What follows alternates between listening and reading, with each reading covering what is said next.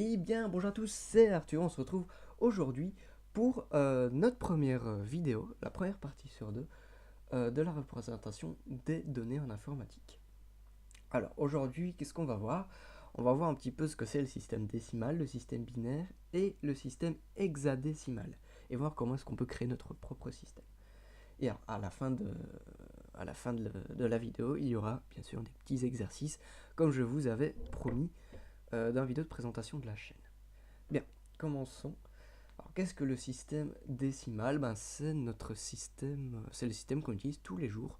On compte avec des symboles qui vont de 0 à 9, donc soit avec 10 chiffres.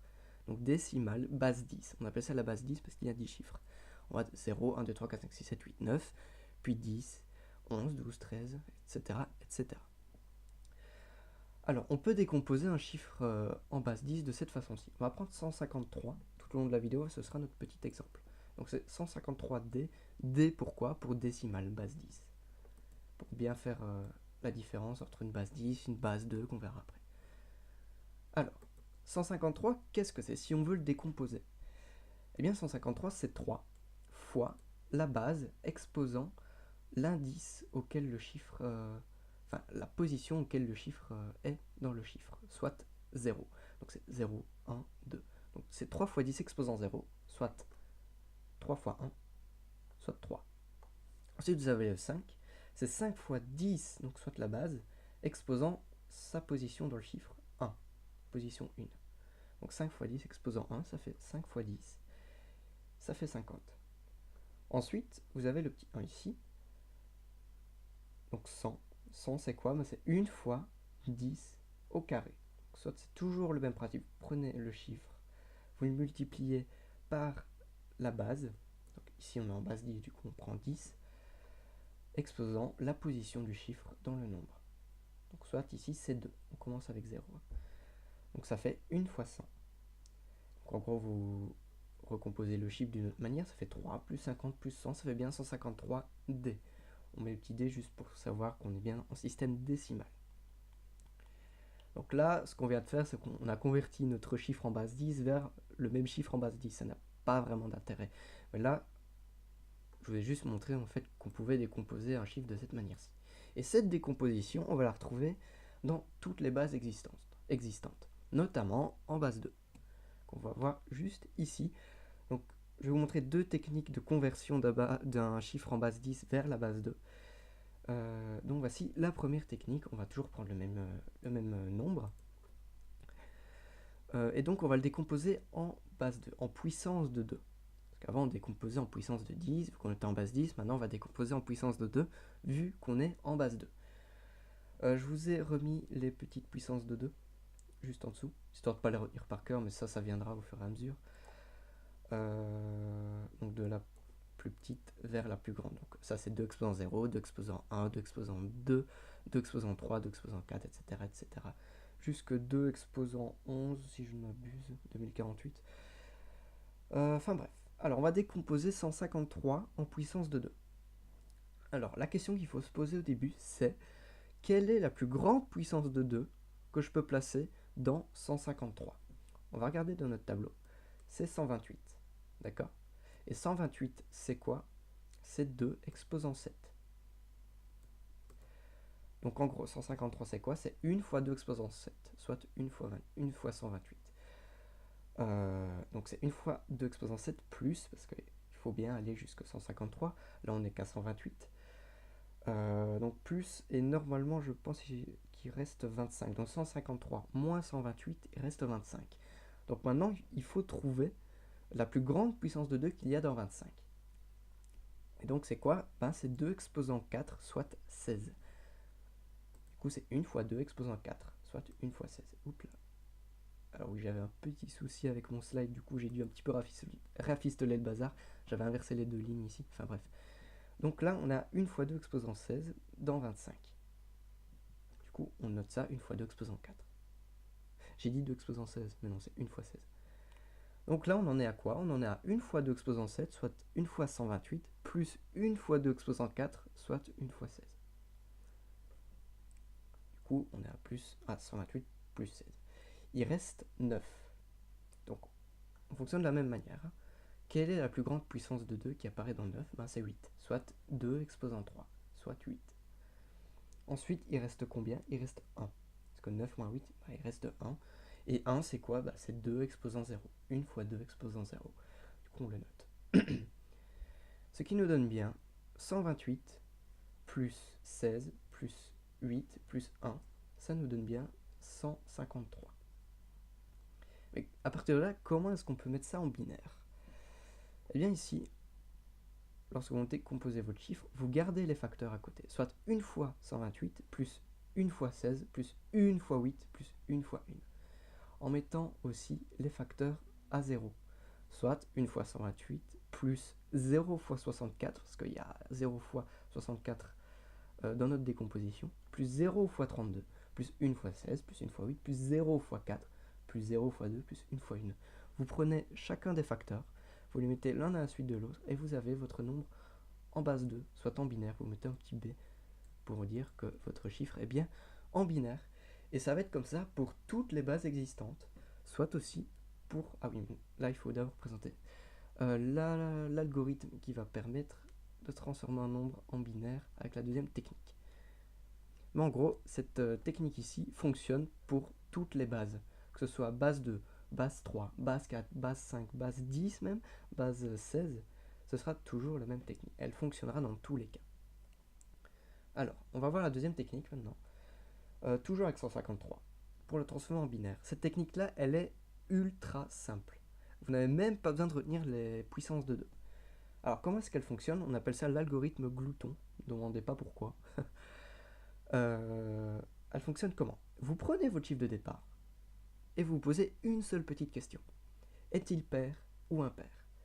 153, il est impair. Vous mettez un petit 1 alors.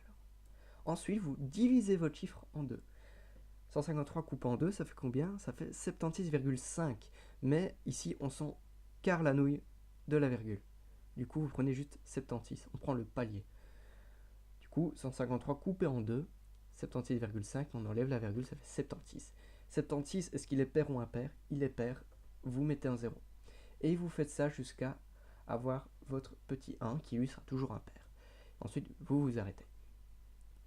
Ensuite, qu'est-ce qui se passe? Là, vous voyez que vous avez une ribambelle de 1 et de 0. Ben voilà, vous avez votre chiffre en binaire.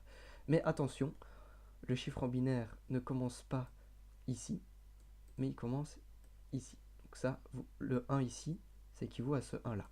Le 0 ici équivaut à ce 0 là. Okay, il faut faire attention de bien mettre dans le bon ordre. Et ça vous donne votre chiffre en binaire. Et c'est beaucoup plus simple que de faire la technique qui est juste ici. Mais on comprend moins ce qui se cache derrière. On ne décompose pas le chiffre. Et c'est plus... On comprend mieux le système pour toutes les bases avec cet algorithme-là plutôt que celui-ci. Mais celui-ci est quand même bien pratique. Ensuite, on va voir la base 16, donc soit l'hexadécimale. Alors, une petite particularité ici, c'est que les symboles ne vont pas de 0 à 1 ou de 0 à 9, comme on l'a vu, mais de 0 à F. Vu qu'on n'a pas de représentation numérique après 9, on va utiliser les lettres de l'alphabet. Alors, il y aura deux techniques ici aussi. La première technique, c'est exactement la même que la première en base binaire et la même qu'en base 10 qu'on a vu tout à l'heure, c'est la décomposition du chiffre en base 16. Alors je vous ai remis encore une fois les puissances de 16 ici en dessous. Donc on va décomposer notre chiffre en puissance de 16. Donc 153 c'est quoi? Ben, il n'y a pas de 156 dans 153, il y a 16 dans 153. Mais combien de fois 16 y a-t-il dans 153? Ici, il y a 9 fois. Du coup, on fait 9 fois 16 exposant 1. Donc 9 fois 16, ce chiffre-là équivaut bien à ce chiffre-là. Donc c'est 9 fois 16 plus 9 fois 16 exposant 0. Parce que 9 fois 16, ça équivaut, si je ne me trompe pas, à 144. Ouais, à 144. Et 153 moins 144, il reste 9. Et 9, c'est quoi en base 16? Enfin, en décomposé en puissance de 16. Eh bien, c'est 9 fois 16 exposant 0, ce chiffre-là. C'est exactement la même méthode pour toutes les bases. Et ensuite, pour transformer votre chiffre en hexadécimal, vous prenez encore une fois, c'est la même méthode, les facteurs, ici, et vous les collez. et ça vous donne votre petit chiffre en hexadécimal, et vous mettez un petit H pour dire ouais, mon chiffre il est en hexadécimal. Du coup 153D équivaut à 99H. Ensuite on va voir la deuxième technique qui est aussi un peu plus simple. Vous n'êtes pas obligé de mémoriser vos puissances de 16. On prend toujours le même chiffre, 153, sauf que cette fois-ci on ne va pas le décomposer directement en base 16, on va le décomposer en binaire. Donc vous pouvez utiliser l'algorithme glouton qu'on a vu juste avant. Bon, je vous fais grâce de la décomposition. 153, comme on l'a vu, ça équivaut à 1, 0, 0, 1, 1, 0, 0, 1, B. Ensuite, vous prenez les quartets. Vous décomposez le chiffre en quartets. Qu'est-ce qu'un quartet? C'est un ensemble de 4 petits chiffres. Donc soit 1, 0, 0, 1, les 4 premiers chiffres ici, et les 4 derniers ici, 1, 0, 0, 1. Donc c'est les mêmes quartets. On appelle ça un palindrome parce qu'il se lit de gauche à droite. Ensuite, chaque petit quartet, vous le transformez en base 10. Donc ici, c'est quoi? Ce chiffre-là, c'est 2 exposant 3. Donc ici, c'est l'indice 0, la position 0, 1, 2, 3. Et vu que c'est en base 2, vous faites 2 exposant 3, plus 2 exposant 0. Et vu que c'est les mêmes quartets, vous reportez la même opération pour le deuxième quartet. Ensuite, vous décomposez ça en base 10. Bon, ça c'est en base 10 ici, mais... Donc 2 exposant 3, c'est 8. 2 exposant 0, c'est 1. Voilà, c'est plus compréhensible. Et 8 plus 1, c'est 9. 8 plus 1, ici aussi, c'est 9. Et vous obtenez bien 99H. Personnellement, je préfère cette technique-là plutôt que celle-ci. Ensuite, on va voir la base n. La base n, c'est quoi? C'est une base quelconque. Vous choisissez la valeur que vous voulez. Et on va prendre un exemple ici avec la base 11, avec n égale 11. On va toujours prendre notre chiffre 153D et on va le décomposer en puissance de 11. Je vous ai mis les puissances de 11 ici en bas. Donc c'est exactement la même chose, on va décomposer. Du coup, 153 c'est quoi? C'est 1 fois 121, soit 1 fois 11 exposant 2, plus 2 fois 11, soit 2 fois 11 exposant 1, plus 10 fois 1, 10 fois 11 exposant 0. Et on prend les facteurs, ici, et on en fait notre chiffre en base 11. Sauf qu'évidemment, 10 n'existe pas, c'est pas un seul symbole. Du coup, on va prendre pour A. C'est comme un hexadécimal. Sauf qu'ici, les symboles ne vont pas de 0 à F, mais de 0 à A. Vu que c'est en base 11, il y a 11 symboles. Alors oui, ici c'est un petit peu grossier, mais j'ai eu un petit problème. J'avais mis 3 à la base alors que c'était 11. Et du coup, là, je mets B11 pour bien dire que je suis en base 11. Voilà, tout ça pour dire que c'est le même principe pour toutes les bases. On va enfin passer aux petits exercices, qui ne sont pas bien fort compliqués. Je vais vous demander de traduire en base 2, soit en binaire, et en base 16, soit en hexadécimal, le chiffre 10D, 541D et 65 535D. Ensuite, le deuxième exercice, je vais vous demander de traduire en base 10, cette fois-ci on va faire l'inverse, le chiffre 1101011010B en base 10 et 52AF2H et RS en base 36 cette fois-ci. Donc là, on va utiliser les symboles de 0 à Z, toutes les lettres de l'alphabet plus les symboles numériques. Là, par contre, j'ai oublié d'enlever la base 11 ici. Enfin, bon, c'est pas grave, c'est qu'un détail. Donc voilà, je vous laisse mettre pause à la vidéo, faire vos exercices à côté si le cœur vous en dit. Moi, je passe directement à la solution. Alors, le premier truc qu'on demandait, c'était quoi? On va transformer 10D, donc en base 10, en décimale, en binaire. Bon, on fait comme d'habitude, on décompose. 10D, c'est quoi? C'est 1 fois 2 exposant 3, plus 1 fois 2 exposant 1, soit 8 plus 2. Du coup, c'est quoi? C'est 1, c'est 1 fois 2 exposant 3, plus 0 fois 2 exposant 2, pas l'oublier celui-là, plus 1 fois 2 exposant 1, ici, plus 0 fois 2 exposant 0. Et ça vous donne votre chiffre en binaire. Ensuite, on va le transformer 10D en hexadécimal. Mais vu qu'on a déjà converti en binaire, eh bien, on va utiliser cette solution-là pour pouvoir le convertir en hexadécimal. Du coup, c'était la deuxième technique qu'on avait vue. Mais à l'envers. C'était la technique de hexadécimal, mais ici, on va la pratiquer à l'envers. Donc en gros, on a déjà notre petit quartet. Et bien ce quartet-là, on va le transformer en base 10. En base 10, c'est quoi? C'est 10. Et 10 en hexadécimal équivaut à un seul symbole, équivaut à. Du coup c'est AH. Ici on n'est même pas obligé de passer ici vu qu'on a déjà notre réponse ici. Il suffit juste de chercher le symbole dans la table de hexadécimale. Du coup 10D vaut bien AH. Ensuite, le deuxième chiffre, nombre plutôt, qu'on demandait à convertir, c'était 541, un petit peu plus conséquent celui-ci. Donc celui-ci, j'ai décidé d'abord le convertir en base 16. Du coup, on va le décomposer en base 16, exactement la même technique à chaque fois. Du coup, 541, c'est quoi? C'est 2 fois 16 au carré, plus 1 fois 16 exposant 1, plus 13 fois 16 exposant 0. Donc c'est exactement les mêmes manières qu'on voit depuis le début de la vidéo. Et ça vaut quoi? Bah, vous prenez les facteurs, ça vaut 2, 1, 13. Mais vu que 13, bah, on n'a pas vraiment de symbole en base 10 pour le représenter, du coup on va le représenter avec un D. Du coup ça vaut 2, 1D H. H pour bien dire qu'on est en hexadécimal. Ensuite on va le transformer en binaire avec la technique des quartets. Sauf qu'ici on va le faire encore une fois à l'envers.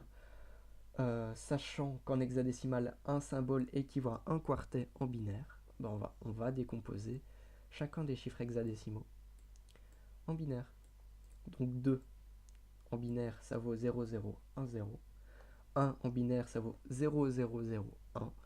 Et D en binaire, soit 13, équivaut à 1, 1, 0, 1.